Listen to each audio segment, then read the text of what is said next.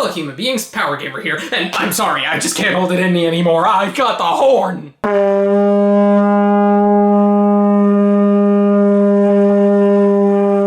Now that I finally got that out of my system, I can focus on playing some Bayonetta. Hello human beings, Power Gamer here, and happy Halloween! Unfortunately, I'm a little short on cash at the moment. That Wii Music coffee table ain't gonna build itself. So I started a ghost hunting business, and my first client told me to come to this creepy old mansion. Hey, you at the place? Yep, I'm glad you chose me. Well, you're the only ghost hunter in town, so I didn't have many options. You will not regret your decision. By the time I'm done here, this place will be completely spirit-free. Are you sure you can get rid of these things? Of course, I have a state-of-the-art Ghost Blaster. It shoots a beam of special energy that absorbs ectoplasm, so when I pull the beam back in, the ghost goes with it, and it's stored in the tank I have on my back. Do you know how that actually works? Nope, I bought it on eBay. Came with a free activator that apparently nullifies ghost powers, and a coupon for a Dollar Tree. I'm having a party next week and I can't have bad reviews because people would be pissing their pants. Just give me about 5 hours and everything will be taken care of. Sucker, he doesn't realize ghosts don't exist. Hello human beings, Power Gamer here, and after many years of searching, I have finally discovered what it takes for a Zelda game to be considered a fan favorite entry. Exist. Hello human beings, Power Gamer here, and sorry if I seem a little down, I just got back from a doctor's appointment, and apparently I have something called Ratchet & Clank deficiency, and there's only one way to cure it. That sounded painful, so the doctor prescribed me a copy of Ratchet & Clank instead.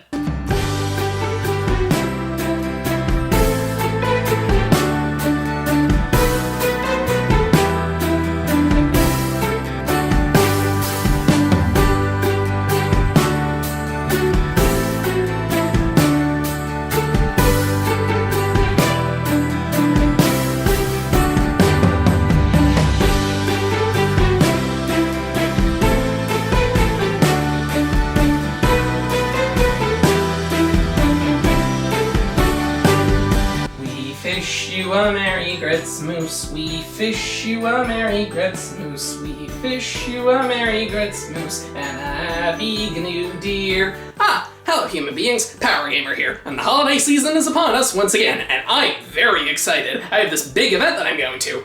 I was just putting up some finishing touches here, but now I'm off. Come on.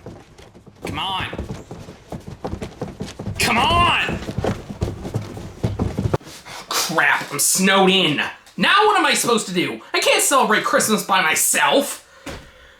Well, I guess there's nothing else to do other than find some Christmas-like game to help pass the time. Let's see, no.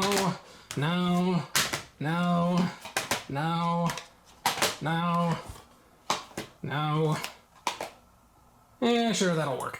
Hello human beings, Power Gamer here, and a new year is upon us, and you know what that means? People have started their New Year's resolutions, and you know what that means? People have given up on their New Year's resolutions. For most people it's to exercise more, but I tried that and Keep your back straight. Let your lower back fall so your knees don't go too far forward.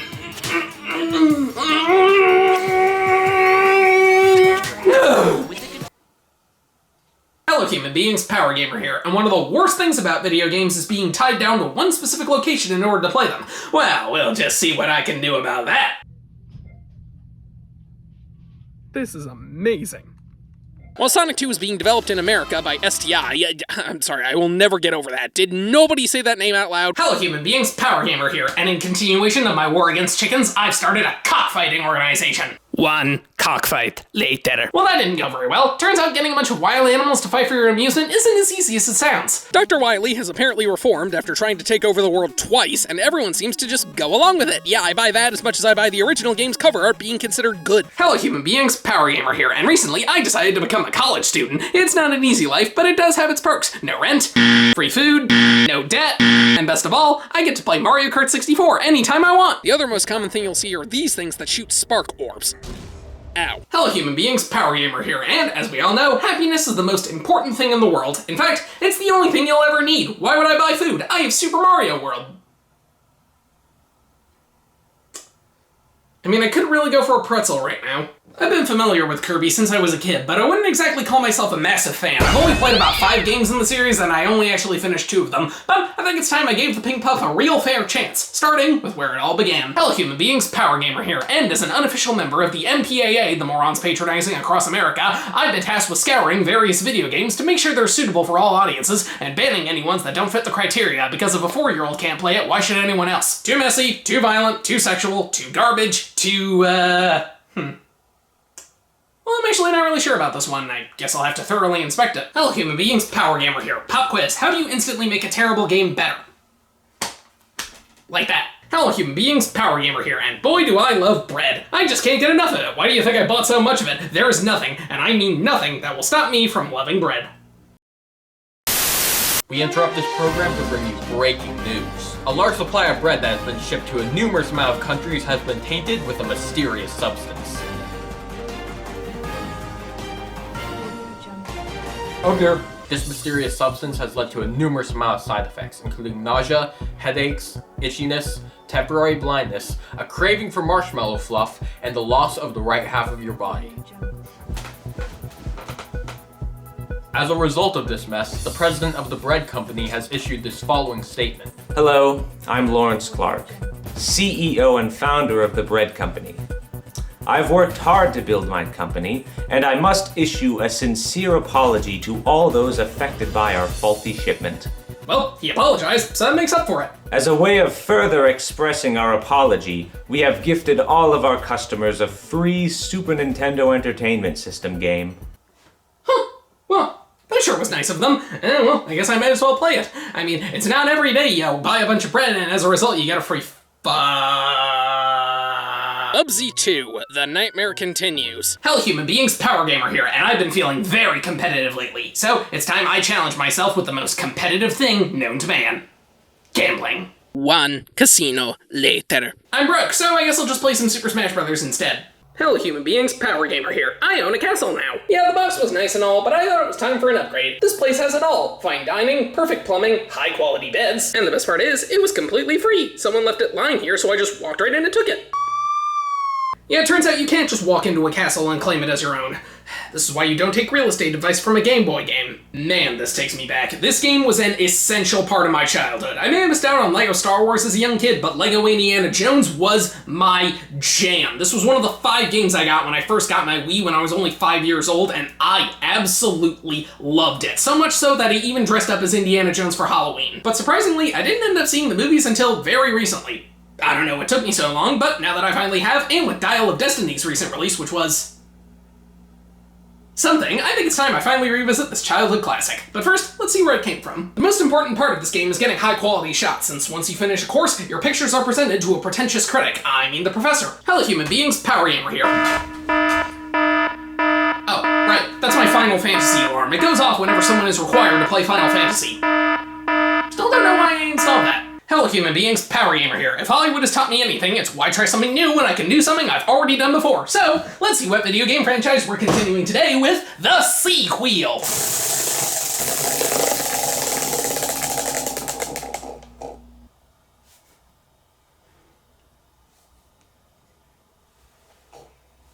Ah, Mega Man it is! In between chapters and at certain points in the level, you can go to Rodon's bar known as the Gates of Hell. It might even open the gates of hell!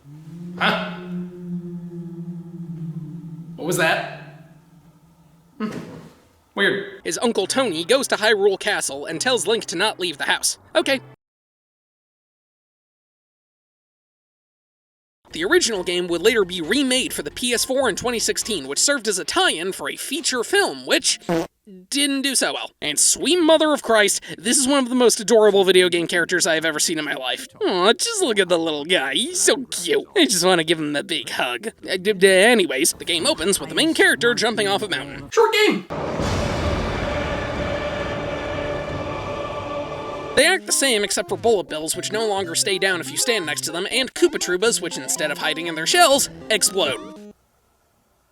Yes, the Koopa Troopas in this game freaking explode. People seem to think this is either one of the greats or not that good, which is pretty weird for a Sonic game.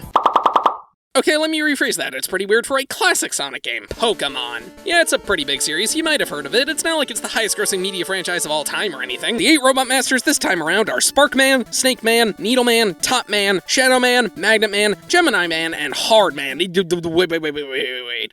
Hard Man? Hard Man? Hard Man? Really? Really? Why do they name a boss that? Nowadays, people who grew up with this game swear it's one of the best Mario Kart games like every other game in the series, but others say it hasn't aged the best. When you're traveling through portals, you'll maintain any speed you've gained. So if you fall in a portal on the floor and pop out of one on the wall, you'll go flying across the room. This is easily one of my favorite things to do in the game. It really makes you think about how to approach each situation, and it's just downright fun. And thankfully, Chell has a pair of special long fall boots that make it so she always lands on her feet and can withstand a fall from any height. Which is good, because if she didn't have these things, 80% of the jumps would cause her to splat like an egg. That was supposed to break. That's better. They also changed how the swimming works. If you're holding an item, you move forward automatically, and you can only exit the water by holding up on the D-pad. This is my 3rd time playing through this game, and I genuinely just found that out now. If you press up on the D-pad, Kirby will inflate himself with air. Wow, that's 2 games back-to-back that involve inflation. In one interview, he stated he essentially wanted to make an even more violent version of the game Manhunt 2. Yes, this man took a look at this game and said, we can go even further. Much like Sonic 2, the game was developed in America by STI. I know I'm beating a dead horse, but I'm sorry, I will never get over that name. The sequel, absolutely nobody wanted. Bubsy 2 is kinda interesting in that it often gets neglected. Of the original Bubsy games, this is the one that's brought up the least. The first one is talked about for being the first one. The Jaguar game is brought up because of how weird it is that it got released for the Jaguar, and go away! Go away! Go away! Go away! Go away! Go away! I'm sorry. This one, however, seems to get glossed over when people think about the series being garbage. Marth and Roy from Fire Emblem are here, which is interesting because the series was only released in Japan at the time, and this game helped convince Nintendo to bring the series to the West. Plus, Fire Emblem characters would become a staple of the Smash Bros. Series, much to the fans' dismay. Every Mario game has the obligatory new power-up, and this one is a vegetable. If you grab the carrot, Mario will grow bunny ears, which let him jump higher and glide by mashing the jump button. It's basically the same as the Super Leaf, only you become a rabbit instead of a raccoon, and you can't swing your tail. So it's just an inferior Super Leaf. It's still a solid power-up, but unlike Mario 3, where there were moments where both power-ups were useful, here I overall prefer the Fire Flower. Temple of Doom. In 1935, after an incident with Chinese crime bosses in Shanghai, Indy winds up in an Indian village with an American lounge singer named Willie, and a Chinese orphan boy named Short Round. Pokemon Snap is surprisingly a lot of fun, but it's definitely lacking in content. It only takes about 2 to 3 hours to go through the whole game, but it is on the Switch Online expansion pack, and physical copies only go for about $20. So, if you're curious, I'd say check it out, but if you want something with more meat on its bones, just skip right to the sequel. For me, though, it has re-inspired a love for photography, so from this point on, I am dedicating my life to becoming a nature photographer.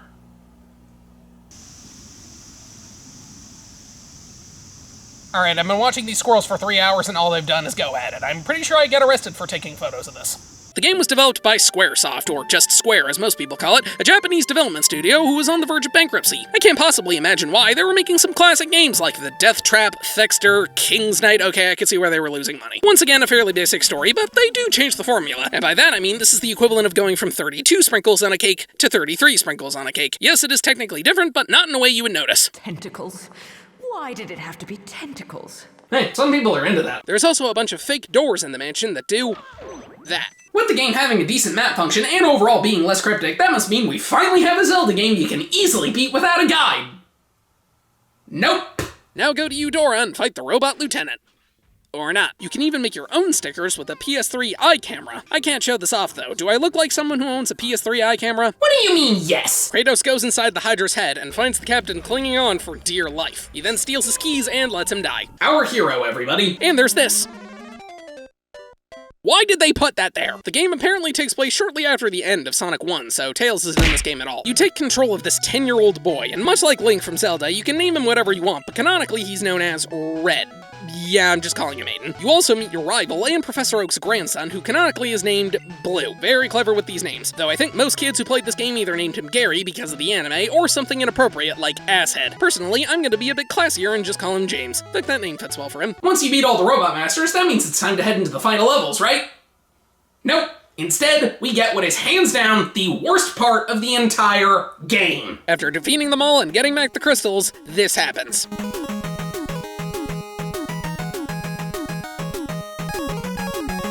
You now have to replay half of the game's levels, only with much harder level design, to fight Dock Robots, which are these giant robots that absorb the powers of the Robot Masters from the last game. And there's 2 in each level, so you have to fight a nearly identical boss 8 freaking times. If you saw my review of Super Mario Kart, you know I wasn't exactly a fan of it.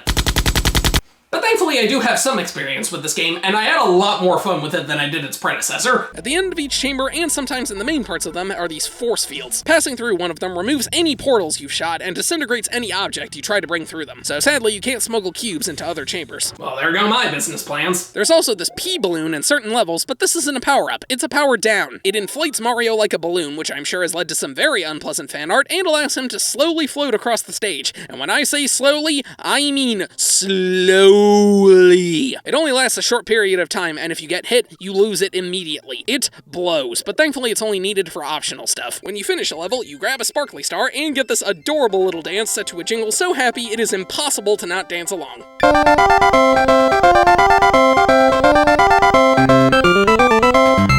Travis is set on killing the top 10 ranked assassins, but for some reason he has to kill a bunch of other people along the way. Because come on, we can't have the only enemies in the game be the boss fights. What do you think this is, Shadow of the Colossus? We are far too sophisticated for that. And the music, oh yeah, the music! This is possibly the best soundtrack of any Genesis game ever, let alone a Sonic game. It is all absolutely phenomenal. There isn't a single bad song in the entire game, which isn't too surprising given that the soundtrack was partially written by Michael frickin' Jackson. Yep, the King of Pop himself actually contributed a large portion of the music for this game, although his name was taken out of the credits before the game was released, and Sega has never confirmed why. Some say it was because of salary disputes, some say it was issues with different people writing different songs, some say it's because of certain, allegations that were going on at the time. This whole soundtrack has a really strange history to it, especially in terms of re-releases. A large reason this game doesn't get re-released as often as Sonic 1 and 2 is largely because of the soundtrack, and a large amount of the ones that do happen actually use completely different music from the original. Honestly, I have no idea why. Is it because of Michael Jackson? Well, he's dead now, so I can't imagine him throwing a fuss. Maybe other people hold the rights now, maybe Sega just wants to distance themselves from it, maybe Jackson was never actually involved at all, and this whole thing is an elaborate rumor. But throwing all that to the side, the music is easily the best of any Sonic game we've had so far, and the presentation wasn't the only thing that got a massive upgrade. It's also worth noting that by this point, a pilot for a Bubsy cartoon series had aired on TV, and it What could possibly go wrong? sucked. But a few of the characters from that pilot made their way into the game. But that's all there is for single player. I clearly need more people for multiplayer, so it's time to call up some old friends.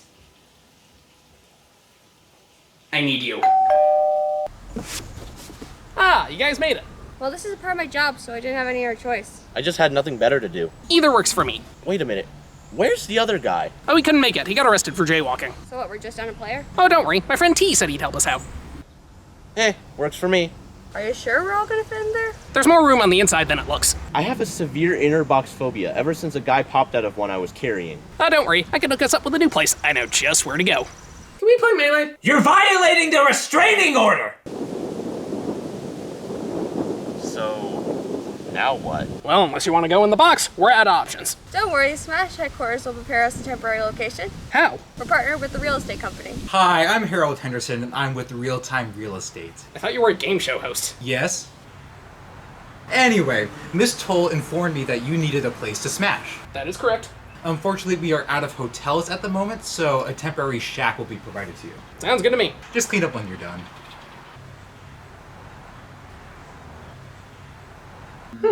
Nice place. Yeah, this will be serviceable. It's got everything we need. Futon, bumper pool, loft, jukebox that doesn't work, pinball that doesn't work, and a high quality television. Wait, weren't you just... What? Never mind. Tree Zone, you fight woodland critters like birds and bees. I didn't expect Mario to give me the talk. You'd think switching to a completely different franchise in a completely different genre would drastically affect the gameplay, but you'd be surprised that... Sorry, I had something caught in my throat there. You'd be surprised that this game is very similar to LEGO Star Wars, just with a few tweaks. Dragon Quest was in first person, so you never actually saw your character fighting, and animations were super basic. Here, you are fully visible the entire time, and you can actually see your characters swing their swords, cast magic, and get absolutely murdered. Ow. I wouldn't say the levels are as tight as Mega Man 2, but they are overall pretty fun. They can be tricky, but you should be able to get through them with some patience. And part of that is you can still find E-tanks to restore your health, and now you don't lose them if you get a game over, so you can save them as long as you want. Only downside is using them might make you lose your hearing.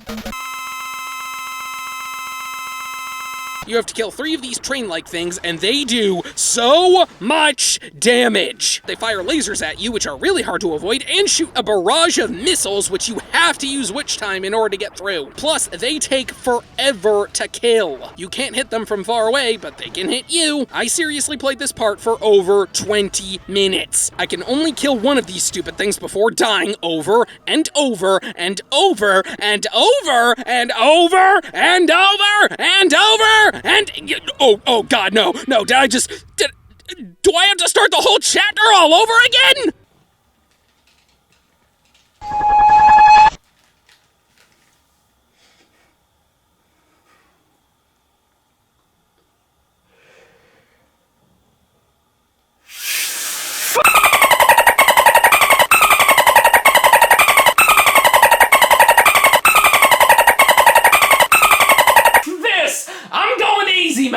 It makes the game pretty mindless, but after that bullshit, I don't care. Yeah, eat it, bitch. Die, you scum. Spend eternity in hell, motherfucker. Okay, seriously, what was that?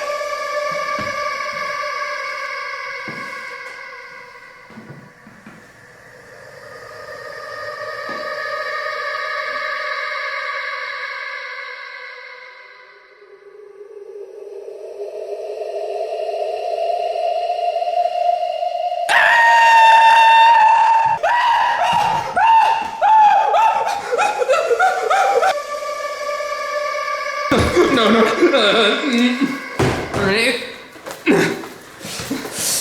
I hope this works!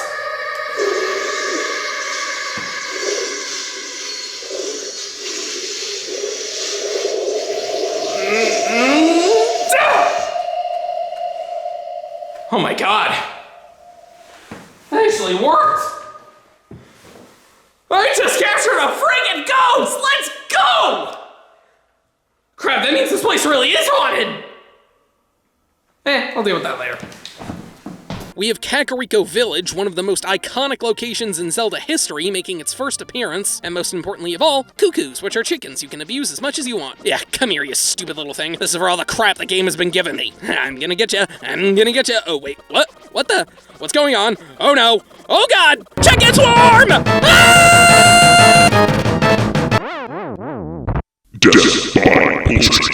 Again, I kind of understand since Clank was the reason he got involved in this mess, but he still winds up pretty unlikable for a decent chunk of the game. Except here, this made me laugh. Y'all wouldn't have any spare parts, would you? Help yourself. Other than that, it's a pretty intuitive level creator. If you're the creative type and have found the right stuff, you can make some very interesting levels. Or if you're like me and horrible at this kind of stuff, you can just place random objects all over the place and call it a day. Once he arrives, he finds this woman who's afraid of him, can't imagine why, and she falls off a balcony. He moves up and down and shoots 3 bullets at you, and that's pretty much it. For a final boss, this fight is really easy. It's a shame because the time travel gimmick is really cool on paper, but I don't think it was executed very well. But hey, maybe the Sonic series will try time travel another time. Surely it's gotta be better, right?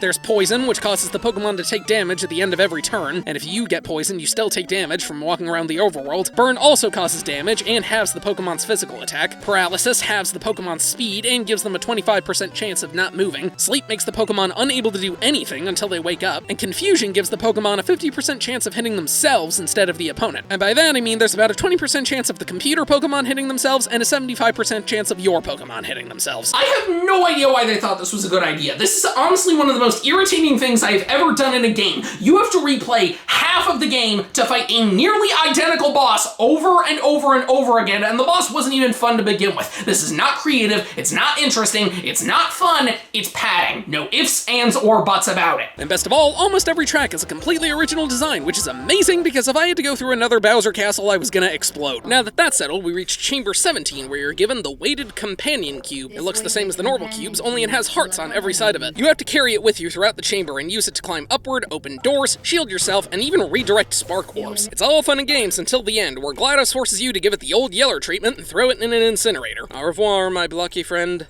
You euthanized your faithful companion cube more quickly than any test subject on record. Jeez, GLaDOS, I'm grieving! Yoshi is easily the best new addition to this game, but perhaps his most useful moments are when he's used as a sacrifice. You gotta do what you gotta do. Each level ends with a boss fight, and they're nothing spectacular. Green Greens, you fight this tree named Wispy swampy woods. Don't really understand how a tree can cause any harm, but I don't know, maybe some kind of cosmic entity will destroy us with all his roots or something. But sadly, weapons you buy from internet auctions aren't always reliable. I know I learned that the hard way. Bang! Bang!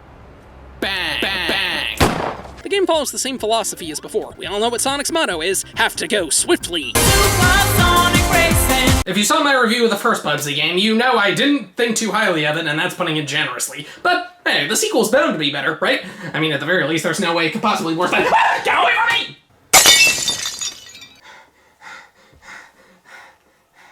Now, did they improve on this? Is it significantly better than before? Does this game trump the first one in every possible way? Well, Yes! I thought that'd be obvious.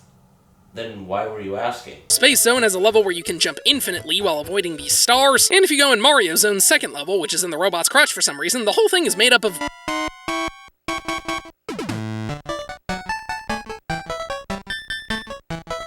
But it can be fun to see the various ways Indy can kill enemies with it, and with the female characters, he can even score some action. Spicy. The original game didn't have Phoenix Down, so you could only revive characters with clinics or the life spell. Jesus Christ, I'm never playing the original. The real challenge of the fights isn't avoiding their shots, it's avoiding physical contact. Seriously, imagine if in real life just brushing against someone hurt more than a gun. Ow! Come on, stupid thing. Whoa! Once she reaches the top, she's greeted by Baldur, the last of the Lumen Sages, and Bayonetta's father. What a twist! Professor Egad reveals that he had a collection of ghosts kept in paintings using a machine he created called the Portrificationizer. I think we should question the morality of keeping sentient souls inside works of art, but whatever. After dropping her off at the sanctuary, we go to the desert where we find this old man named Steve, and go to the first real dungeon, which is the Eastern Palace. That's right, I am the man. You certainly are. And here is my creation. It's a city level where after passing the giant sombrero, you can jump on these drums that lead to a conveyor belt. On the conveyor belt, you have to avoid these fire rods and then jump on this giant spinning wheel. Riding it lets you pass over this fire spitter, and after passing through the bottle maze, grab these giant spinning wheels. They launch you up to these dancers, and after jumping along their arms, you hop into this wooden vent thing. And that's it. I told you I wasn't good at this. Why do you think I named the level Garbage? Kratos returns and grabs the sword, leading to a duel. Oh my god, this game is still going! While you're doing that, though, I'm gonna see if I really can run fast enough to travel through time.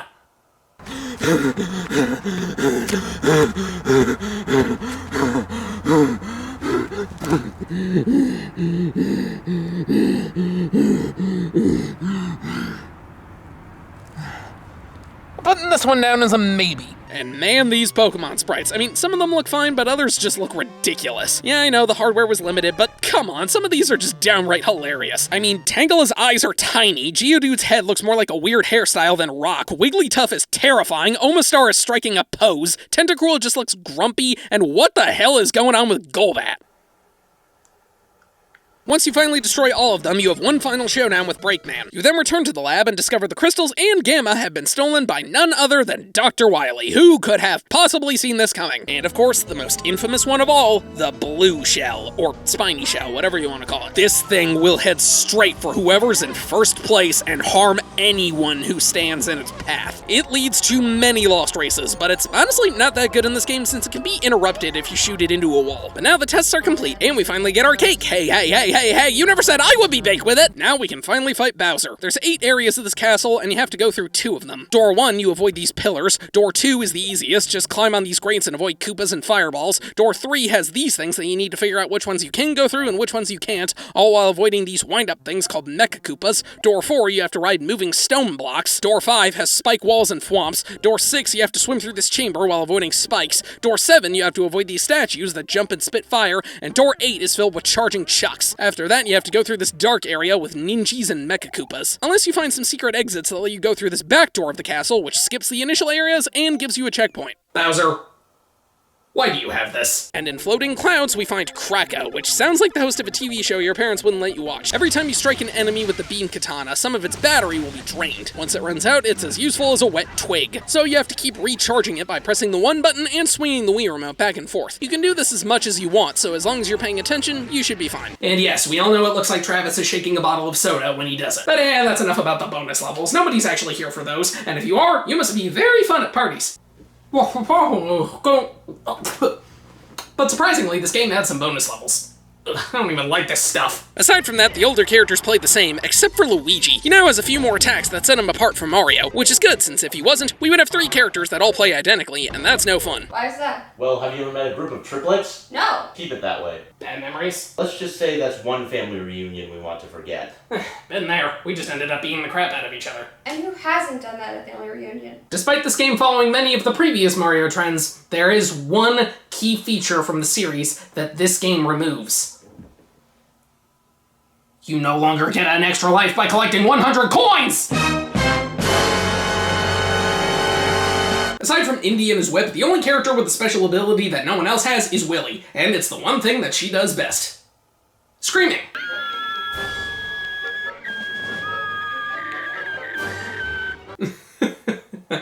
They knew what they were doing. When you reach the end, you fight the vampire, he literally didn't hit me once, and get this phantom ruby. Bring the ruby to the giant and he'll let you through. Now you can reach the sage's cave and he'll tell you that to restore the land to its former glory, you must restore the earth crystal. He then gives you the earth rod and you have to go back to the cavern. Yeah, there's a lot of backtracking in this game, get used to it. Dive Man is the obligatory water level with a bunch of spikes. Why does this game have so many spikes in it? The level also has this.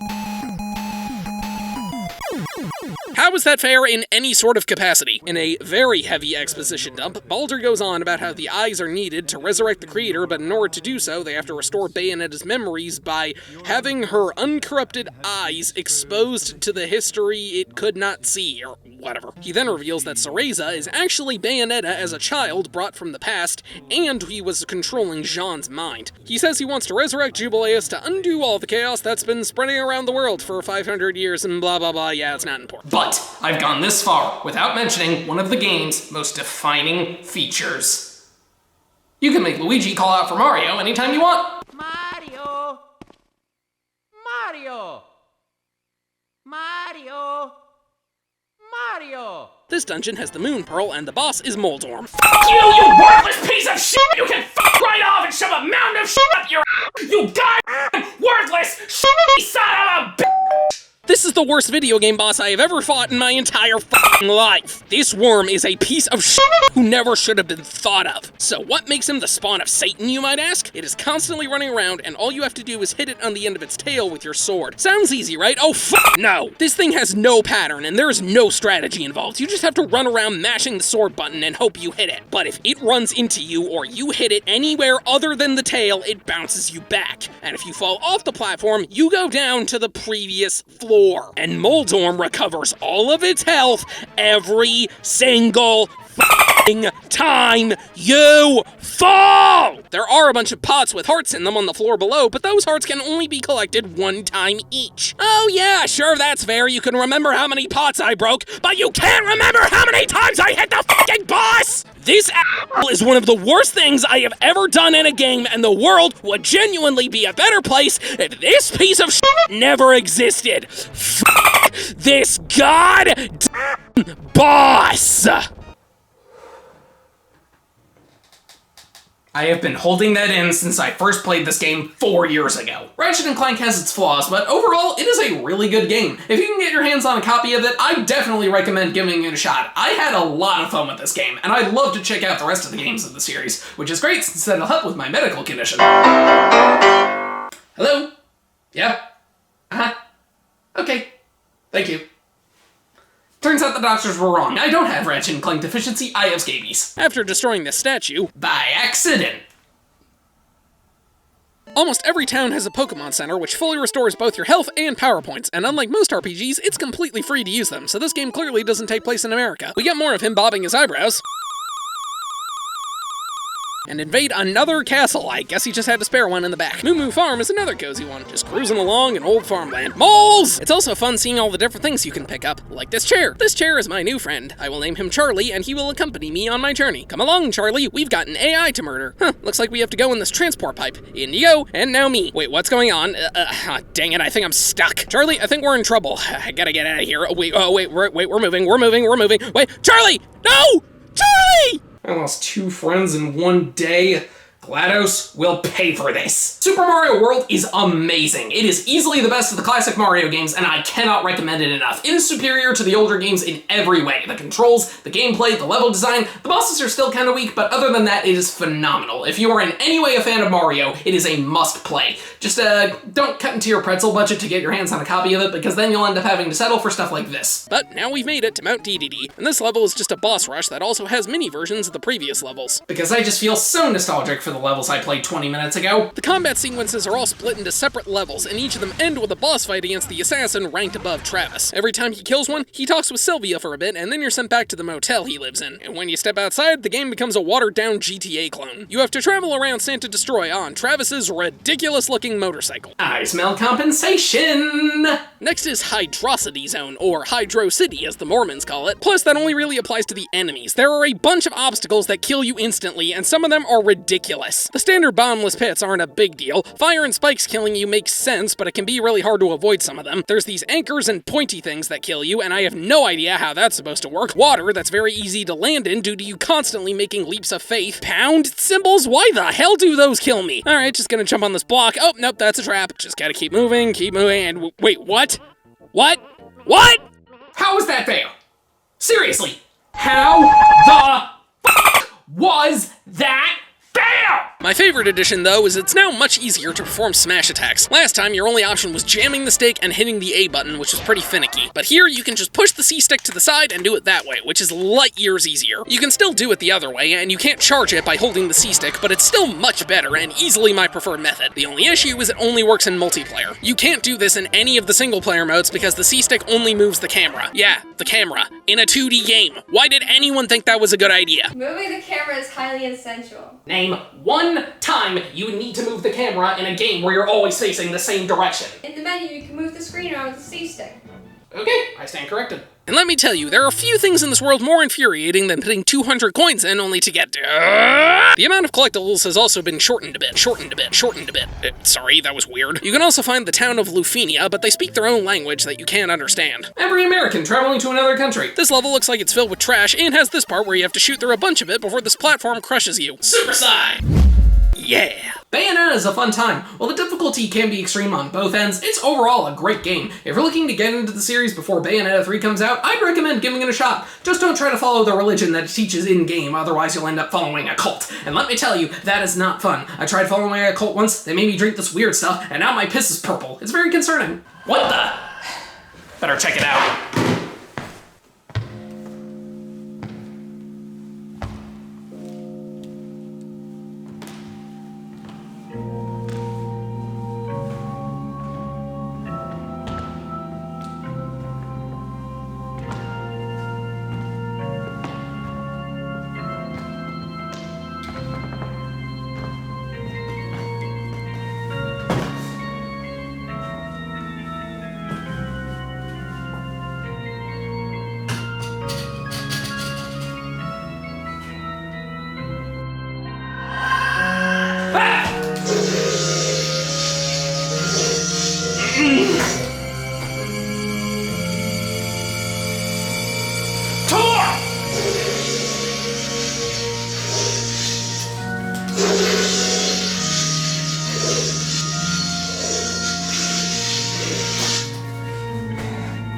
Gotcha, you ectoplasmic freaks! And this is where we get to one of the stupidest things in the game. The only way to access the rest of the Dark World is to cross this river, and the only way to do that is to hookshot this skull rock. Sounds simple, but there's a catch. The rock is off screen! The only way you can see this rock is if you're swimming in the river. And did you see it when I jumped in earlier? Because I sure didn't when I first played this. Seriously, would it have been that hard to move it 2 pixels to the right? Here the butler tells Sackboy that Frida is in distress because Don Liu the groom has gone missing. This was clearly a shotgun wedding. The only types Psychic is weak to are Bug and Ghosts. Bug types just flat out suck, since all of them are incredibly weak except for Scyther and Pinsir, which literally learn no bug moves, not even by TM. And the only Ghost types in the game are part of one evolutionary line, Ghastly, Haunter, and Gengar, which aren't great for 3 reasons. The first is that the Ghost attacks are physical and they have a bad attack stat. The second is the only Ghost type moves in the game are Lick, Nightshade, and Confuse Ray. Lick is weak, Nightshade does a set amount of damage, so it can't be super effective, and Confuse Ray is a a status move. So Lick is the only ghost move that can do super effective damage against a psychic type, but there's a glitch in the game so that Lick instead does nothing against a psychic type. So they're supposed to be weak to it, but they're actually immune. And the third reason is that all three of these Pokemon are poison types, meaning they are weak to psychic. Honestly, unless you want to get the Legacy collections and go through the entire series, I'd recommend skipping this game. The fact that it feels the need to pat itself out with the Doc Robot stuff just makes it not very fun to play. I mean, who in their right mind would enjoy going through half of the game all over again just so you can fight the same boss 8 times? Apparently someone with too much money. Sherbet Land, we literally just had an ice level. Do we really need another one? Instead of snowmen, we have penguins. They are incredibly annoying and have cost me many races. When I eventually review Super Mario 64, remind me to kill the baby penguin. Portal is an absolutely amazing game. While it is insanely short, it only takes about 3 hours to beat on your first playthrough and less than 2 on any repeats. It is still tons of fun. The puzzles are brilliant, the gameplay is great, and the writing is absolutely hilarious. It is the total package, and I cannot recommend this game enough. I've heard some people say there are some weird side effects like believing inanimate objects are your friends, but that's ridiculous. I know what's alive and what isn't. Now, if you'll excuse me, I'm off to help my pet Rock with his presidential campaign. If you're looking to get into the Kirby series, I think you have better places to start, like Kirby's Adventure on the NES or Nightmare in Dreamland on the Game Boy Advance. I feel like I can only really recommend this game to people who already love Kirby and want to see where the series got its start. But you know what? I'm sick of everything being too easy in my life, so I need a real challenge. I'm going to climb a mountain. Ugh. I didn't even make it to the mountain, I just slipped on an ice cube. This is the most common complaint I see people have with this game, and I'm sure you're expecting me to complain about this too, but you'd actually be surprised that you're absolutely right. I don't like these. Yep, no shocking twist here, these stink. Sandopolis Zone is Sonic's first real desert level. You know, the one cliche level theme that everyone seems to hate, yet it's always used in games. The pirate flag sends you to space. Did I skip a page? Where gravity is low, so you jump really high. Super Smash Bros. Melee is one of the most popular esports of all time, and it's largely because of the speed. Combine that with the game's admittingly faulty programming, and you can figure out all sorts of crazy tricks. The most popular one is a technique called wave dashing, where you dodge in a specific way that causes you to slide at a high speed. Problem is, the method of doing it is crazy complicated and a potential health risk. Oh, come on, it's not that hard. I can do a wave dash right now. I wouldn't do that if I were you. Yeah, I didn't need those anyway. After that, we finally have all 6 coins and can enter the castle. And I mean this with 100% certainty. This level is complete and utter dog shit. Oh my god, this level is f***ing terrible. It is one of the most miserable things I've ever seen in a platformer. It goes on for eons, throws an onslaught of hazards at you that can be nearly impossible to avoid, and there's no checkpoints! And there aren't any coins either, so if you run out of lives, you need to go to another level and farm them. There are some power-ups, but they're few and far between, and it doesn't matter when the level is filled with instant death traps and back-to-back obstacles every 2 seconds. Since the huh? Something weird is going on here. Whatever. Since the items aren't as character-specific as before, we have a lot more weapons in this game that can be used by almost everyone. He then transforms into the ultimate demon known as Chaos. No, not him, it's actually spelled properly, and we have to destroy him. Hey, remember how I said all the boss fights in this game were really easy? I should have kept my mouth shut. This is the hardest fight in the game by a freaking mountain. When you beat him, Proto Man suddenly shows up with Dr. Cossack's daughter, Kalinka. Turns out Dr. Wily kidnapped her and was forcing Cossack to attack on his behalf, meaning he was the one really responsible for this. Shocking, I know. Wily then shows up and gets fed up with Cossack and Proto Man. We get more eyebrow bobbing. And he heads off to another fortress. How many of these things does he have? But now we get to the Wily stages. See? This is how you extend a game's length without pointless padding. The boss ghost for this area is Chauncey, the baby in the nursery. That leads to some very dark implications. First, you have to wake him up by vacuuming this rocking horse. He transports you to the strange area where he launches other rocking horses at you. After that, he throws beach balls and you have to suck one up and then shoot it at him.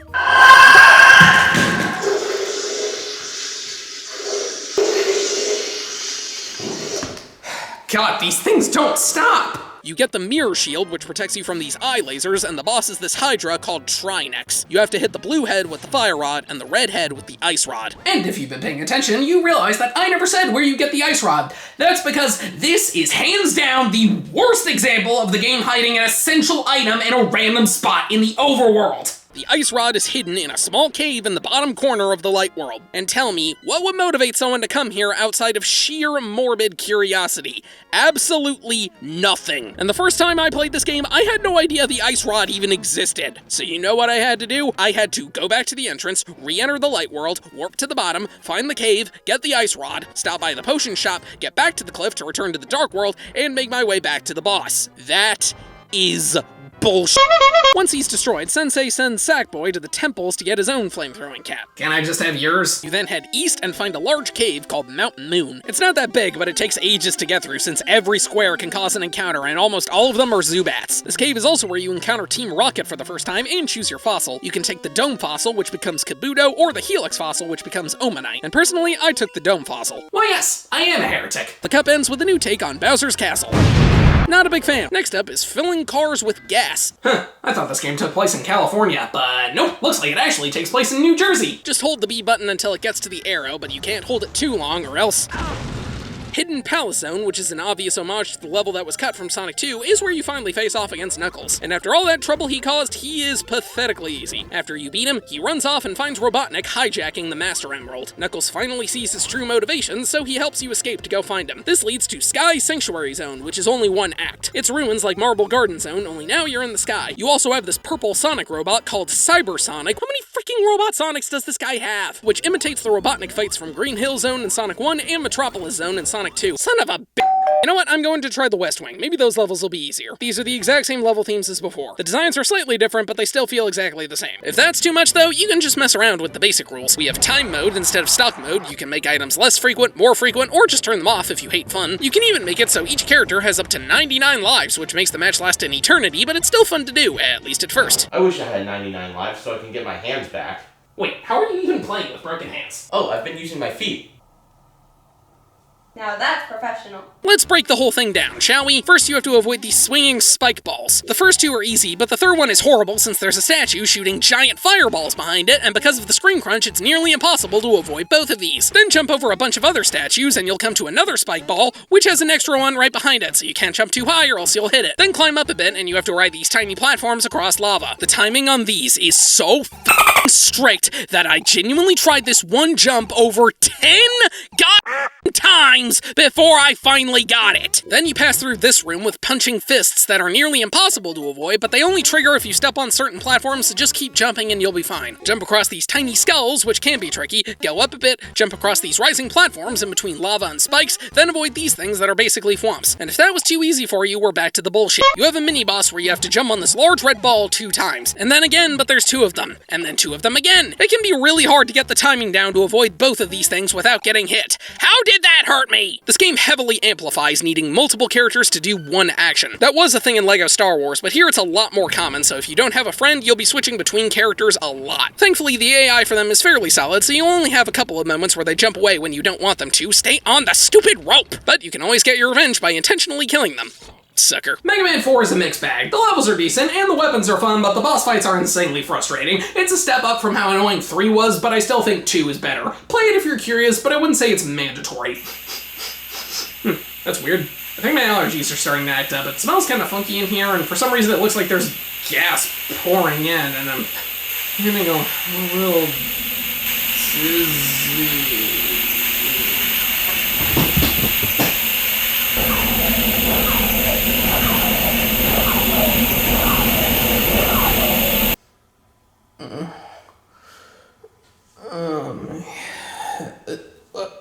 What the? What? Huh? What? Where the hell am I? Good morning. Who said that? What? Who? Where are you? Where am I? What the hell do you want? Relax. I'm just here to have fun. Let's play a game. Oh no! I know how this works. You say, let's play a game and make it sound all cute and innocent. Next thing you know, I'm sawing my fingers off or shoving sticks down someone's throat or you're chaining me to a wall and forcing me to eat. Whoa! Calm down there, friend. Look, I'm not here to hurt you. It's a little late for that. Well, I've been watching you for a while. Ugh, why do weird voices keep spying on me? And I thought I should put you to the test. You say you're good at games, right? I don't recall saying that. Well, you've got this whole conquering thing down, so I want to see if you really can conquer anything. You know, there's a better way to do that than kidnapping me and locking me in a room. I don't know, this seems pretty effective to me. If you look down there, you'll see a PS4. Hey, that's mine! How do you get that? I borrowed it. Now, there's a game pre-installed. All you have to do is conquer it, and you'll be free. And if I refuse? Ow! That. Okay, fine. What's the game? There's a hint on the wall. SMB. What does that mean? Turn on the console and find out. Okay. Oh, crap! Get back here!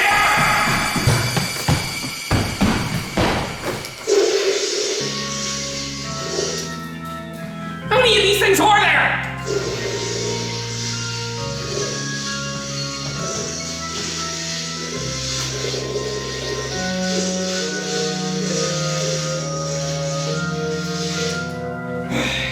Alright, that should be the last of them. I hope. On the higher floors, we have a rematch with the Armos Knights, Lanmola, and...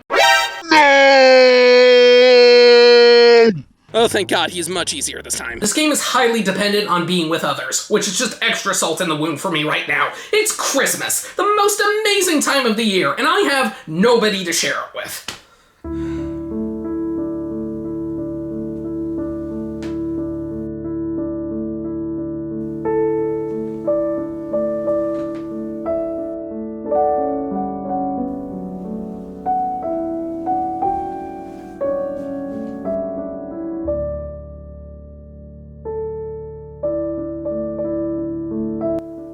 You know what? Maybe that's okay. I might be on my own, but it's still Christmas. There's no right or wrong way to celebrate it. That's what makes this time of year so special. You can spend it with everyone you know, a few of the people closest to you, or just by yourself. If Little Big Planet taught me anything, it's that there's a lot of large communities in the world. You can all celebrate the same thing, even if you're not together. So, whether you're with a large group of friends or family, or if you're on your own, I hope you all have a great holiday season. Merry Christmas, everyone. There's just one little thing missing. Hey, what's this?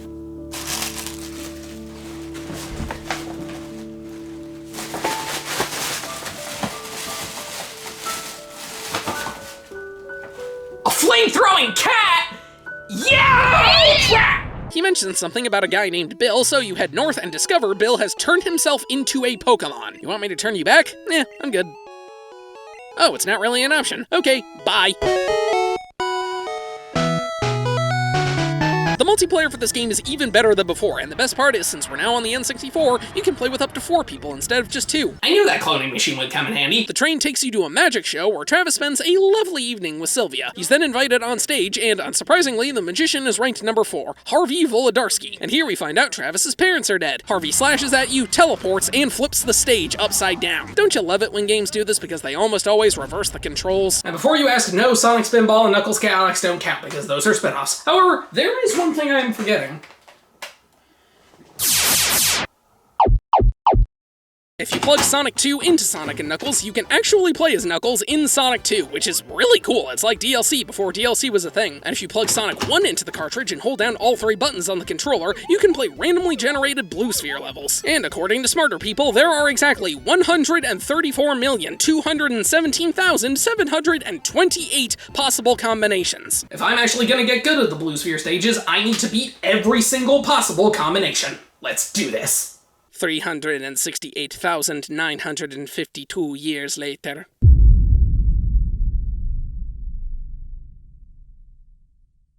I did it. And there. Ah, hello human beings, Power Gamer here. And don't mind me, I was just doing some tidying up. You know, this reminds me of a really weird dream I had last night. What the?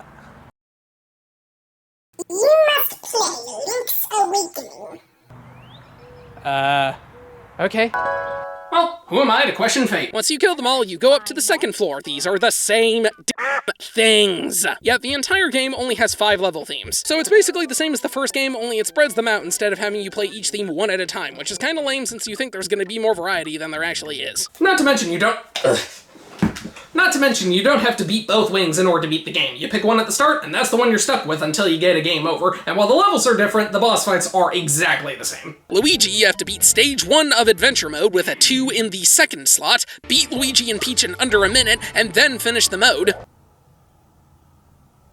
What? This is the worst final level in any Mario game I have ever played. I spent over an hour on this piece of shit, and I never want to endure something like this again. I spent more time on this one level than any of the special ones in Super Mario World, and those were secret levels that were meant to be really hard! I genuinely started to get hand cramps and had to take a break because of how long this goddamn thing takes. Who in their right mind thought it was a good idea to not put any checkpoints in here? I hope whoever designed this level is watching this, because it is very important that you know firsthand, you have greatly upset me. Indy snatches the idol, the temple starts to collapse, and we get an homage to the famous boulder chase from Crash Bandicoot. The two escape, but Sadapo betrays Indy by siding with Bellic. Well, that's not what happened in the movie. I don't know. Looks pretty normal to me. No, please, no, not that! What's wrong? You can't expect me to conquer this! Why not? Have you played this game before? It's freaking impossible! Come on, it's nothing you can't handle. Look, man, I've beaten some hard games in my time. Mario the Lost Levels, Mega Man 1 through 4, Metroid, Cuphead, Super Monkey Ball, Zelda 2, but this is on a whole nother level. Ow! Well, either you conquer the game, or you don't leave. Fine, I guess it's worth a shot. Wait, aren't you forgetting something? Right, gotta talk about the development. No, before that. Oh, hello human beings. That's better. We can finally get to Area 4. Oh, right as we do, the power in the mansion goes out. This causes ghosts to run all over the place, and here we get perhaps the darkest implication in the game. In this room, lightning will strike outside, lighting the place up. And here, we see Luigi's shadow hanging in mid-air. Many people theorize that this is implying Luigi has hanged himself, and he's been dead this whole time. Yeah, that's totally bogus. It only looks this way because the camera is at a lower angle than it normally is, and the shadow was positioned in the wrong place for it. Remember that more powerful bomb I mentioned earlier? Well, turns out the equivalent of Link's house in the Dark World is a bomb shop, and after you beat the Ice Palace, you can purchase a super bomb. Bring it to this cracked wall on the pyramid, and you find a secret fairy fountain you can throw something into. Throwing your sword in gives you the final upgrade, which is nice, and throwing the bow in gives you the silver arrows, which is mandatory to defeat Ganon. Why do Zelda games keep doing this? Outside is Lavender Town, the creepiest part of the game. This town is referred to as the gravesite for Pokemon, and this large tower is where people pay their respects, confirming that Pokemon can in fact die. There's actually 2 theories that come from this place. One is a real-life story that the Japanese version of the town's music apparently had special frequencies that caused children to go insane. Yeah, that's just not true. And the other has to do with James. You find him inside the tower where he once again challenges you to a battle, and the Raticate he just used is no longer in his party. Many people theorize that he was in the tower because his Raticate died after your last battle. I highly doubt that was actually intended by the developers, but it's still interesting to think about. Beating every cup unlocks the credit sequence, gives you an alternate main menu, and unlocks Extra Mode, which is literally just 100cc, but the tracks are all reversed, meaning I was wrong about everything in the game being unlocked from the start. Give me a second.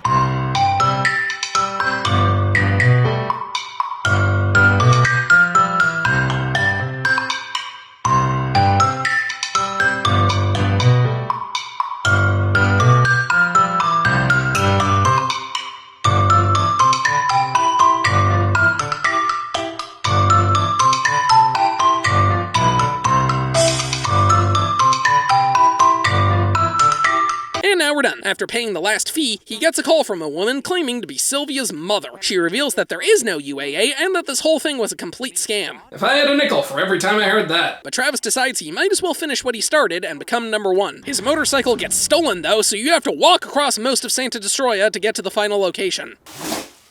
That was a lot more padding than necessary. But even without the constant item switching, this game has a real issue with text boxes. The text itself moves really slowly, and they pop up continuously. If you talk to someone, there's no way to cancel it. If you try and pick up a rock without the power bracelet, you get a text box. It happens if you touch one of these crystals that you can only break by dashing through them with the Pegasus boots, and every single time you get an acorn or power piece, you get an identical text box. I know what they do, can you please shut up? I genuinely get hesitant to grab these things because I just do not want to sit through another frickin' text box. And this also applies to the stuff you find in chests. The rupees aren't as bad since they at least give you the value, but every time you find a key, it tells you what it does. And so does the dungeon map, and so does the compass, which also tells you about this new feature where it chimes every time you enter a room with a key in it. Yes, I'm well aware of that feature. You don't need to tell me every single time I find one when they are in every dungeon in the game. I know what these things do. Can we please just get things moving already? Some of these level designs are just plain shit, since it's insanely easy to get lost, which leads to you losing most of your lives. Especially with this plane level that makes you smack into a wall. What the fuck am I supposed to do here? There is no exit! This is complete and utter bullshit!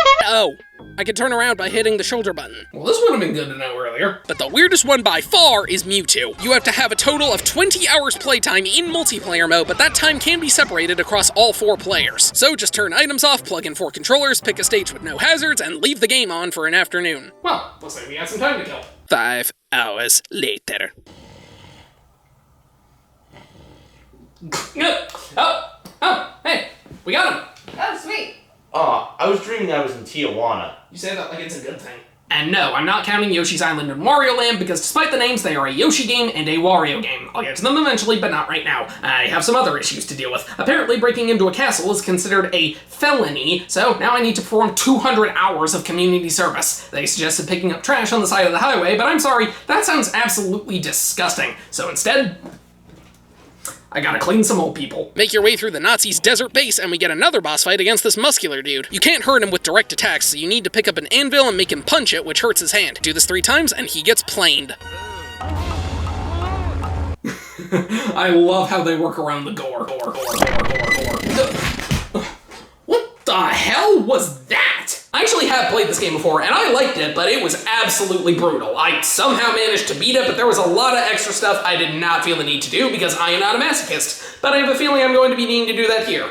I just hope my past experience will give me some preparation for this. Ow! Quit stalling and start the frickin' game. I am. Ugh, first the aliens, then the void, now this. Why does this keep happening to me? Whatever. Let's get on with it, I guess. This is Super Meat Boy. Oh, give me a break!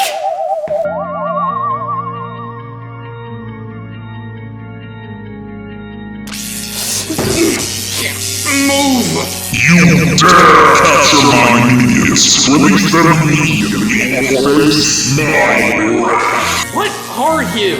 I am the Master of Spirits, and we've been dwelling here for 50 years, trapped here as I have been unable to rest. But now your soul can take my place, and I will finally be free! That's a really great plan there, buddy, but there seems to be one thing you're overlooking. And what's that? This. What? Happy Halloween.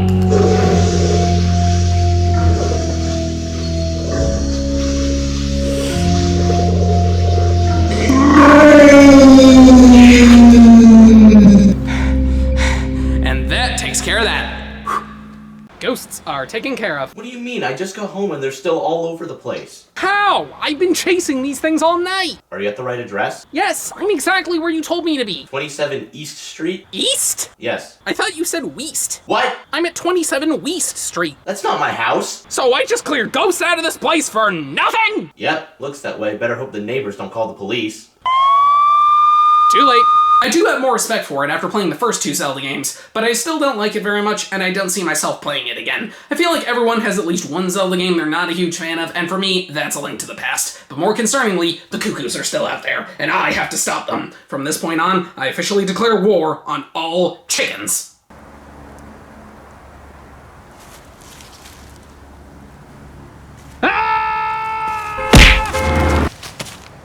Now we can go to the gym and navigate more warp tiles to fight Sabrina, who uses Psychic-type Pokemon. But she also has a Venomoth, which is a poison bug type. That literally makes no sense. There are plenty of other Psychic types in the game. Why does she have this? Mario Kart 64 is a bit of a mixed bag. In single player, it can be really annoying, but in multiplayer, it is an absolute blast. If you're looking to go through the Grand Prix and beat every cup, I don't know if I can fully recommend it, but if you just want to mess around with friends, it is a must play. I just wish somebody told me I didn't need to enroll in college in order to play it, because now I'm in an immense amount of debt. Luckily, a Craigslist ad will help me pay that off. Some guy said he needed 3 people for an experiment, so I sent the clones over to him. They should be fine. Wait a minute, why are we actually doing this?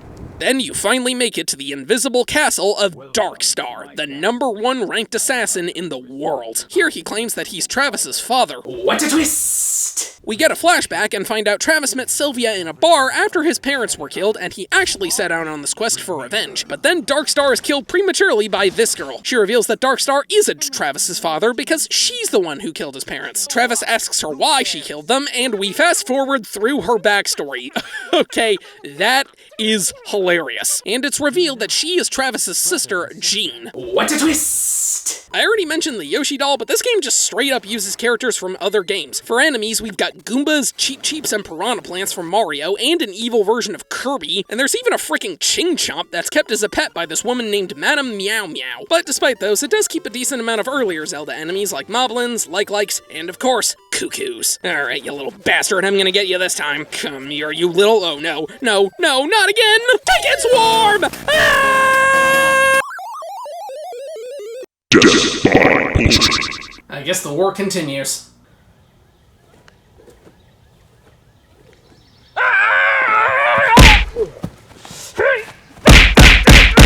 And of course, this game didn't fix the worst issue of the last one, the main character. Bubsy is still insufferable in this game. He's not as bad as previously due to the lack of Purrface, but he's still completely unlikable. He still says some stupid quip every time you enter a level and almost every time you die. But instead of having specific lines for each level, he just has a handful of generic ones he cycles through, and you'll hear most of them before you're even halfway done. Another swine mess. Is the writer's strike over yet? Oh, I think I broke something.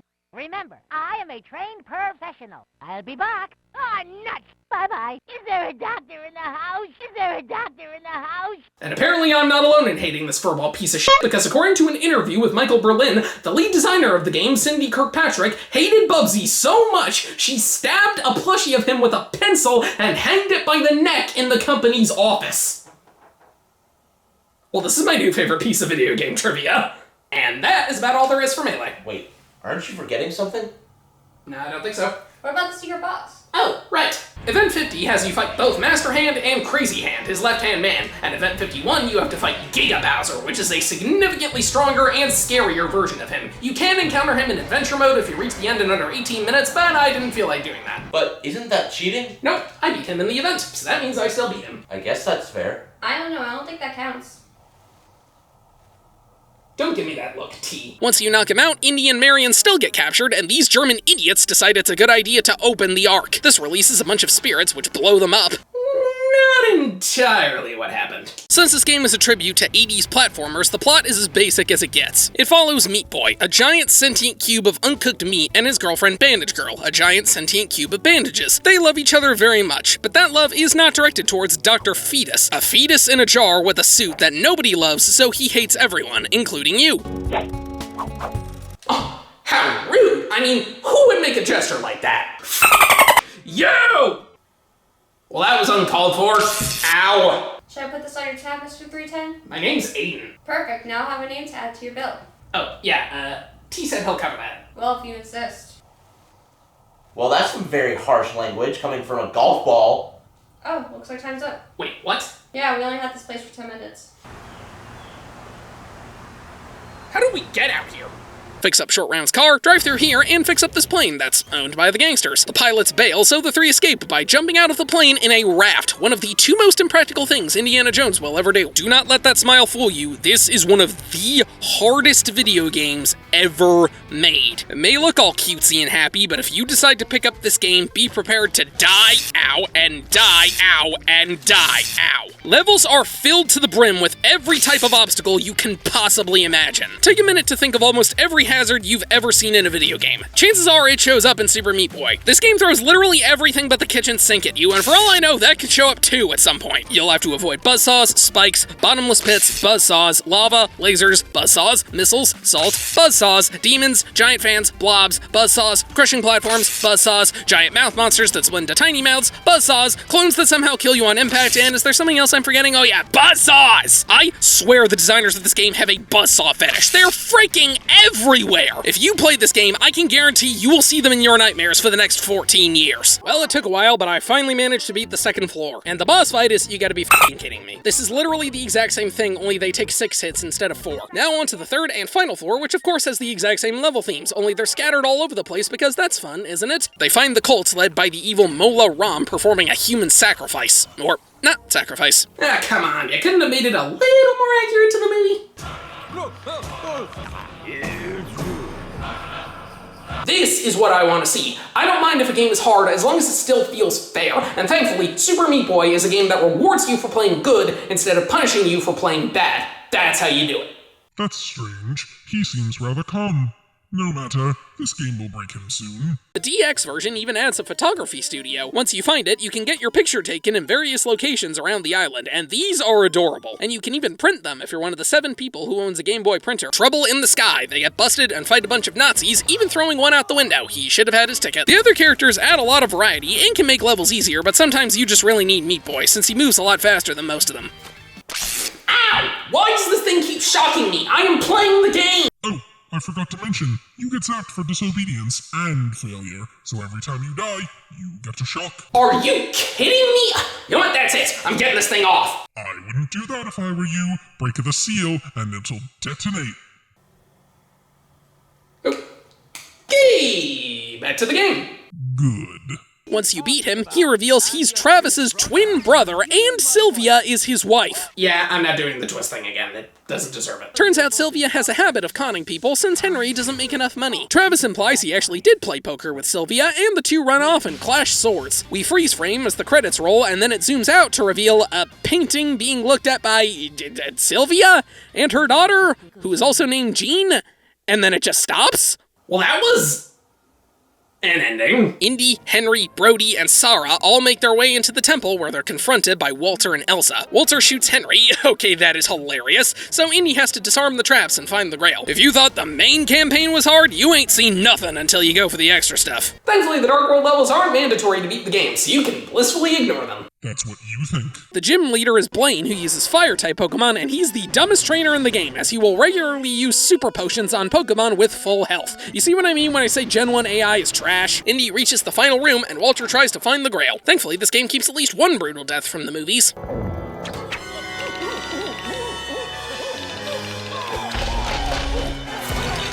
He chose poorly. Fourth is Fly Wrench, another game I've never heard of. He has a triple jump, but he's the heaviest character in the game, and your extra jumps are nowhere near as good as the first one. His levels stink. And the last one is... wait, I feel like I know this from somewhere. Grass, spikes, apples. Oh, no. No, please, tell me it's not. No, no, no, not him! No! It's the kid from I Wanna Be the Guy. For those of you innocent souls, I Wanna Be the Guy is deliberately designed to be one of the most cheap, unfair, agonizingly difficult games ever made. I've never touched the game myself, and from what I've seen, I'm not going anywhere near it. And these Warp Zone levels are a perfect example of why. They're meant to serve as an homage, and Jesus Christ, this is one of the worst things I have ever seen. The kid also has a double jump, and it is vastly better than Ogmos. So he's arguably the best character in the game, and the level designers must have known this, because they went out of their way to make sure the process of unlocking him doesn't have a single morsel of fun in it at all. Look at this. Just look at this! Does this look fun to you? There are more spikes in here than the entire rest of the game! I swear the timing on these ones is literally pixel perfect! If you are even one fraction of a nanosecond off, you're f***ing dead. It doesn't even matter how many zeros are past that decimal point. If there is a single point where it stops, you're done. Who actually designed these levels because they have a sick sense of humor?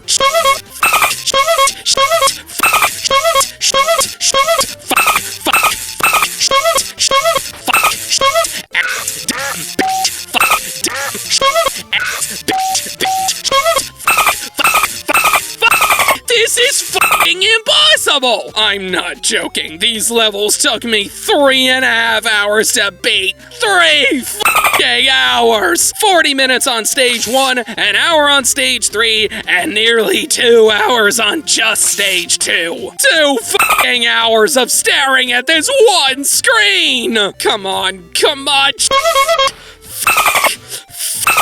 Come on, I am so close. Oh my god. Oh my god, can I please? Oh my god, yes! Oh my god, that was painful. And not even because of this. My hands are killing me. I can't take this anymore. Come on, you've gotten through the worst of it. Finish what you started. You know what? Fine. I'm almost done anyway. Lego Indiana Jones is a fun time. I'm really glad I was able to revisit one of my favorite games from my childhood. But looking at it critically, it doesn't do that much more than Lego Star Wars, and I would say that is overall the better experience. I can understand why people would find it underwhelming compared to its predecessor, but it will always hold a special place in my heart. If you're a massive Indiana Jones fan, or you just have a copy collecting dust, I would still recommend giving it a shot. It's nothing mind-blowing, but it's still pretty fun. Okay, seriously, what the hell is going on here?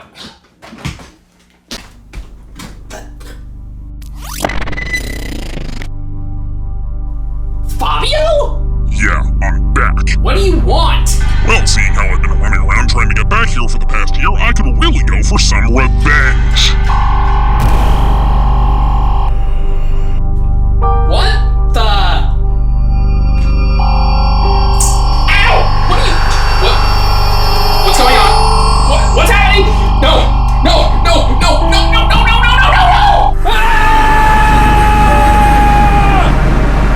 Hello human beings, Power Gamer here, and I appear to be in some sort of void. You see, about a year ago, the pig that was sitting on my desk made me play a terrible Sonic game, and then he used that game to make a demon, so I had to fight it using the Mega Jewel. Then I threw him out of my box as is standard protocol, but now he came back and he sent me here.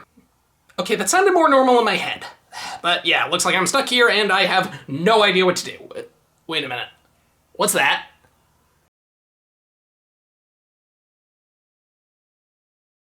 Oh no. Oh yes, if you want to leave this void, you're gonna have to beat the game. Do I have to? Yes, do as I command, or you will spend the rest of eternity wallowing in this endless hole of nothingness! Okay, I'll do it. Jeez, you're lucky I accidentally brought my Wii remote with me. Well, I guess I have no choice. Every chapter ends with a boss fight, but you only need to beat 17 of the 20 levels to unlock it. I have a feeling I'll get zapped though, so I'll beat all of them anyway. Dang it, he's catching on. While I did enjoy my time with Luigi's Mansion, I don't see myself going back to it anytime soon. I'd take the 2 sequels over this one any day, but it did prepare me on how to deal with ghosts. Unfortunately, I don't have a painting to keep them in, so I'll have to improvise with this potato.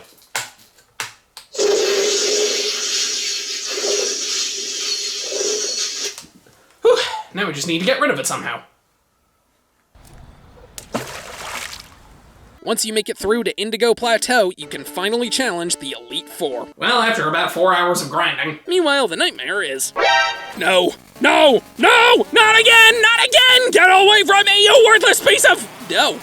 Okay, that was easy. And the worst thing about this floor is that the spots send you to the level automatically, where the other ones you have to hit a button in order to select it. And if you stand on a spot for a level you've already beaten, you have to play through it again. Oh, so that's what the portable holes are for. Well, this would have been good to know earlier.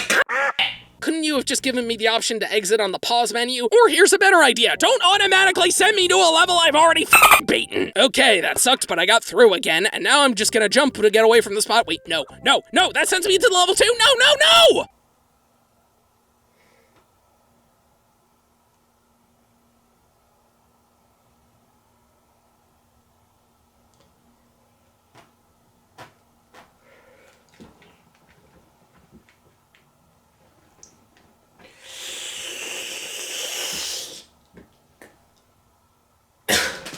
Fuck this game. Super Smash Bros. Melee is awesome. It improves upon the first game in every conceivable way, and there are very few games that are as fun as this one when it comes to multiplayer.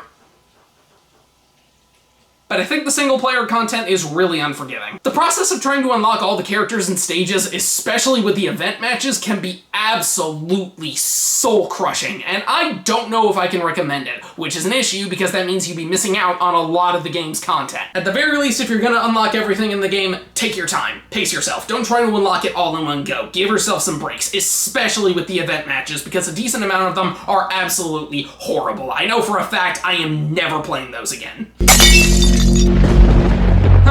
Looks like I broke the melee guidelines of the universe by not playing competitively. Well, let me tell you, if you give me the option between tearing apart the fabric of reality and turning off items, I am clearly gonna pick the more fun option.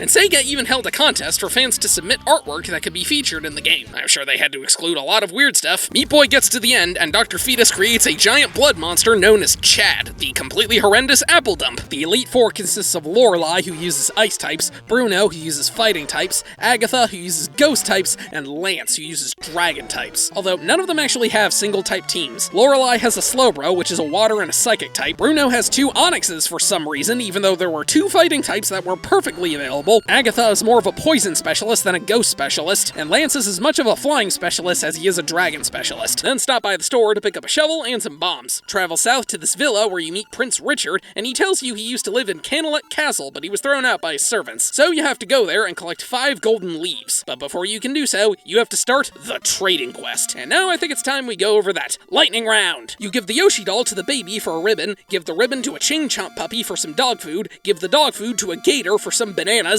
give the bananas to a monkey who builds a bridge and leaves a stick, give the stick to Marin so he knocks over a beehive letting you grab a honeycomb, give the honeycomb to a bear chef in exchange for a pineapple, give the pineapple to a guy in the mountains in exchange for a hibiscus, give the hibiscus to this goat girl and she'll ask you to deliver a letter, give the letter to this old guy named Mr. Right and he'll give you a broom, give the broom to an old woman for a fishing hook, give the fishing hook to a fisherman and he'll catch a necklace, give the necklace back to this mermaid who lost it and she'll let you take one of her scales, and place the mermaid scale in the mermaid statue, which will open up a secret cave letting you get this magnifying glass. Then go to this cave on the beach and trade the shovel for the boomerang. Nice and simple. Bubsy 2 is... oh, come on. Bubsy 2 is better than the first game, but it still stinks. The levels go on for way too long, and the constant off-screen enemies are a huge pain. When the game wasn't pissing me off, it was just freaking boring. Don't play this game, it's not worth it, and I definitely don't consider it a substantial apology for faulty bread. But hey, at least the game itself doesn't have any side effects. This just in, the video game that the bread company provided as an apology also includes a mysterious substance. The side effects of this substance include dizziness, sweating, insomnia, severe vomiting, chest pain, and randomly waking up in the dollar store. How did I get here? Of course, story and presentation don't mean anything if the gameplay blows, and I'm sure you're wondering if they actually improved upon Secret Rings. Well, jumping into the first level, that answer becomes obvious. Do you see what I'm doing here? I'm not moving. You actually have control over Sonic, and you don't move forward automatically. Hallelujah! You find Bandage Girl tied up, but Fetus flushes the pipes to create Brownie, a clone of Meat Boy made of actual crap. Move aside, Conker's Bad Fur Day, there's a new fecal boss fight in town. Now, I'm sure a lot of you are wondering why I didn't bring up the enhanced version, Pokemon Yellow. Well, that version is actually quite different from the original Red and Blue, so I'm gonna save it for another time. For now, my cockfighting organization has gotten me into a bit of legal trouble, but don't worry, I have the perfect thing that'll smoothen it all over.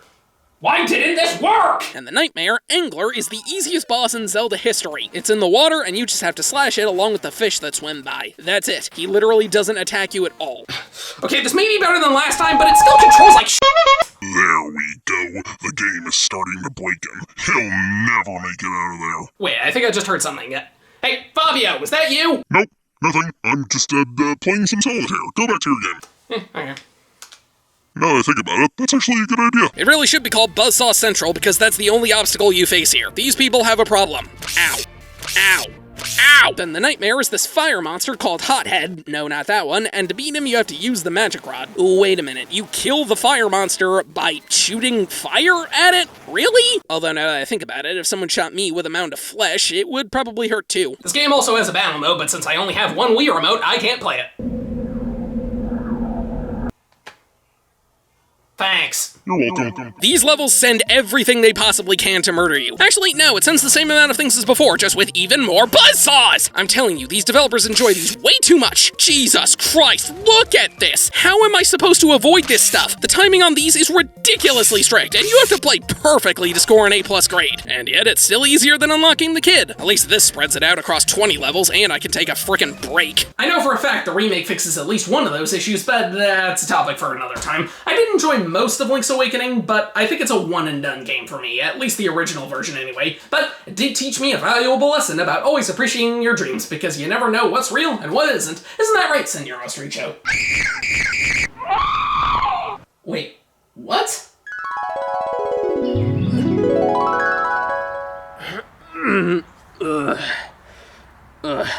So that's why you don't eat Burger King at 3 in the morning. With all 3 swords in hand, Sonic reunites with Merlina and heads to confront Arthur. And this is where the game goes from annoying but somewhat tolerable to one of the worst things I've ever done in a Sonic game. This boss fight is fucking miserable. It's almost as bad as the final boss with Tim from Secret Rings. He continuously runs forward and you have to chase after him while avoiding his attacks. It can range from striking you with this sword that you have to block or counter, charging at you, which you have to block, dodging these lasers that follow you, or shooting these orbs, which is the most important one. Countering these orbs fills up your soul gauge, and once it's full, you have to charge forward, and then you can attack him. But first, you have to counter his attacks like before, and it's complete bullshit. The timing on these, he is so f***ing picky! You have to strike at the exact right moment. If you are even a second late or a second early, you take damage. And if you die, you have to start the whole fight all over again. If you counter 5 attacks, swing as fast as humanly possible to attack him, and then phase 2 is the same thing, but even harder. Jesus Christ, why is this so f***ing specific? You have to do it absolutely perfectly. I spent half an hour on this son of a bitch. It was absolutely miserable. Yes, that's music to my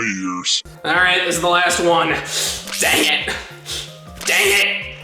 Dang it! Why is this level so freaking long? Almost there, almost there, almost there! Booyah! Yes! I actually beat it! And, nothing happens. Wonderful. Can I go now? I'm afraid not. You haven't conquered it yet. Well, let me get the Mega Jewel and I will! Oh, did I forget to tell you? This game has multiple endings. Crap, I was afraid you'd say that. Oh well, I already got A+ grades on most of the levels, so I should be good to go. Just need to go to the final boss at, wait. What? 85 levels? I need to beat 85 Dark World levels? That's almost every level in the game! Actually, no. Remember, I make the rules here, and you're not getting out until you beat all 125 Dark World levels. Are you kidding me?! If you can actually kill this asshole, Sonic uses the swords to steal Arthur's power, causing him to vanish. And that appears to be the end of the game. Yes, much like Secret Rings, you have to watch the credits before you actually beat the game, and no, you cannot skip them. And I have no easy way to pass the time either.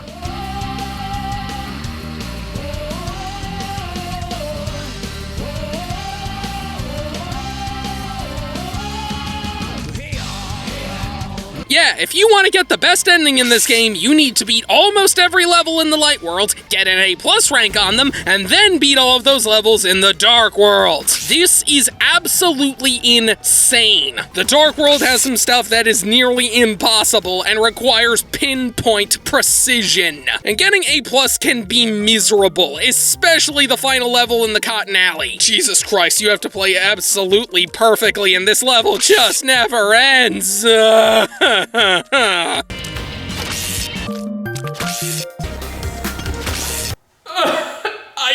can't do this! I just can't do this!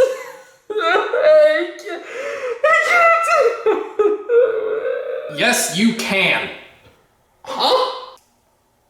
Oh, great. Now I'm starting to hallucinate. Listen, you can do this. Are you kidding me? These levels are freaking impossible! Between the shocks and the cramps, I just can't take any more of this! My hands are literally falling apart! You've already done better than when you first played this game. You beat the Light World. You beat Cotton Alley. You got all the A+ ranks. You even unlocked the kid. Your skill has grown tremendously. Many people would have given up by this point. But you can do it. You can keep going. You're right! I've come too far to give up now. And you know what? I'd rather fall apart trying to get out of here than just let that asshole win. I'm doing this. Thank you, Mr. Handface. Yeah, it's Mason, actually. Whatever. Let's finish this.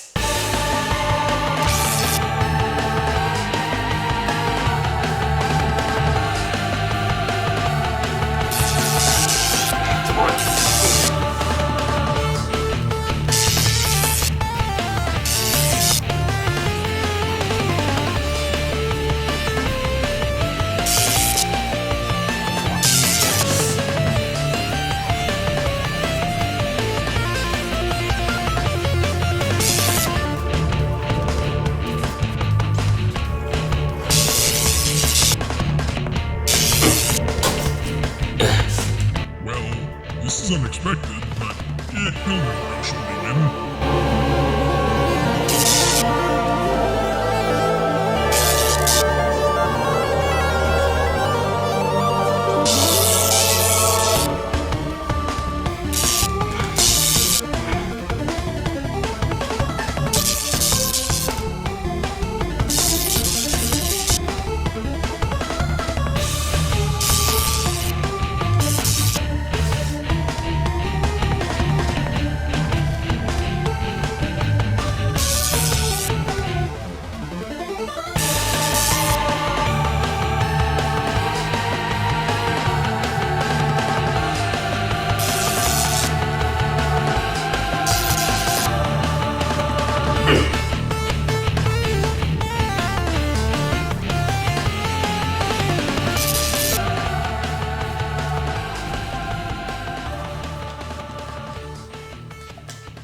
Alright, that's the last one. There, I beat the game. Now can I please leave?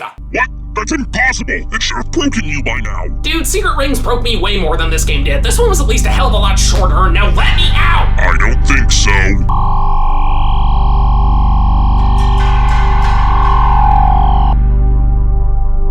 Oh, great, another one. Yeah, I beat one of these before. I can handle it, no problem.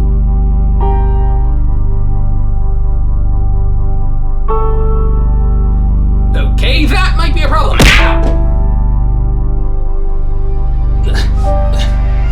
Well, I have this in my pocket. It's go time!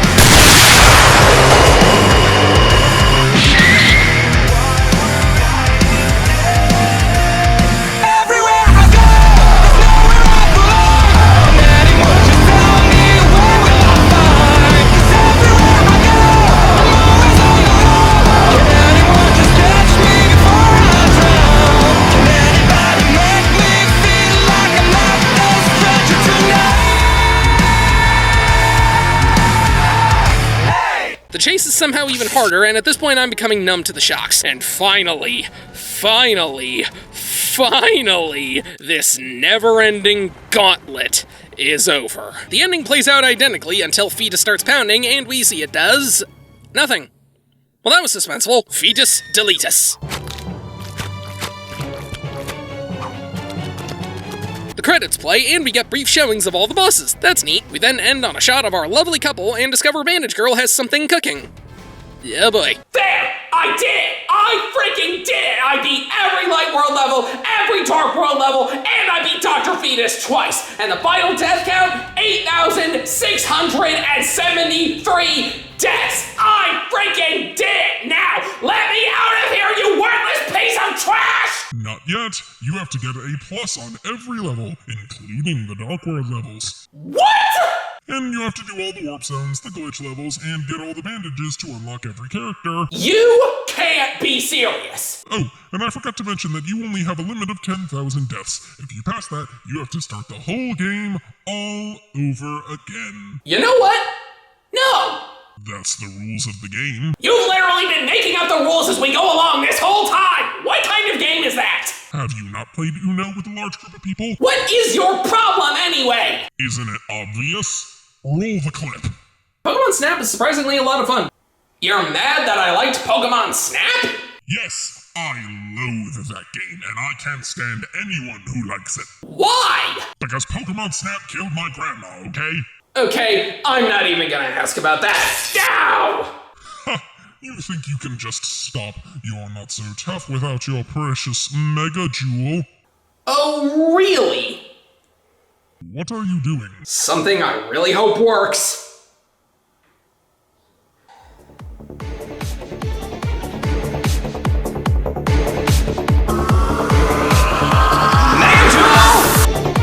Yes!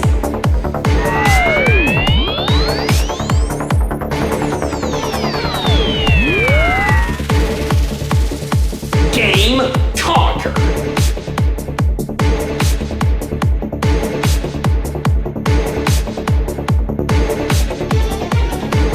Oh, I'm still not letting you out. Fine, I'll just let myself out. Good luck. Even that power isn't enough to break out of that chamber.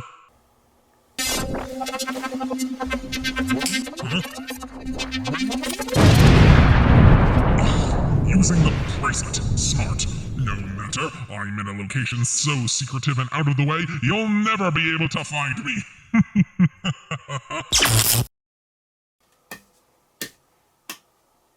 Oh no!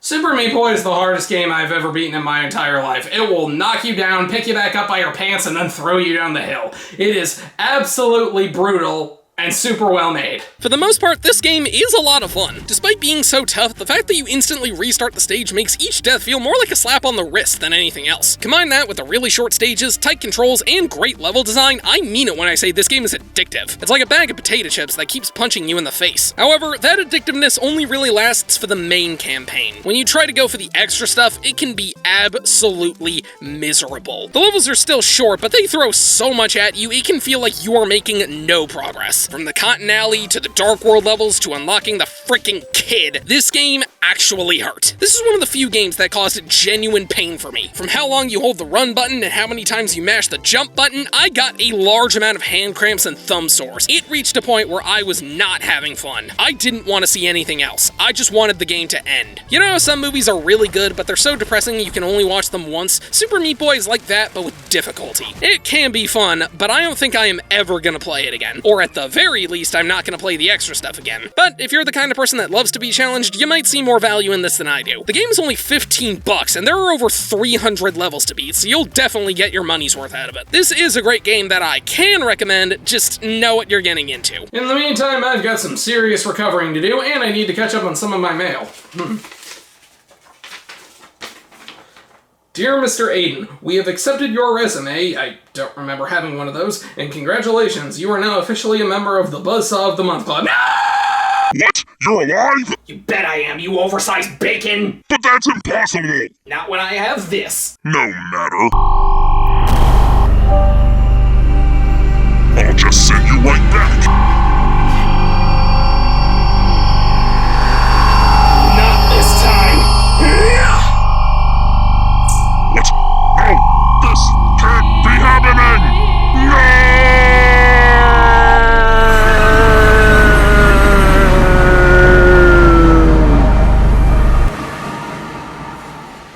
Sometimes longer if you want to get most of the upgrades. I did enjoy playing this game, but I don't see myself playing it again anytime soon. It gets really repetitive, especially towards the end. From what I've heard, the sequel is a lot better in this department, so I guess I have something to look forward to when I eventually play that. But for now, I'm still pretty salty about that ridiculous ending. I mean, out of all the ways you could have gone out, why the hell would anyone choose to go out with that?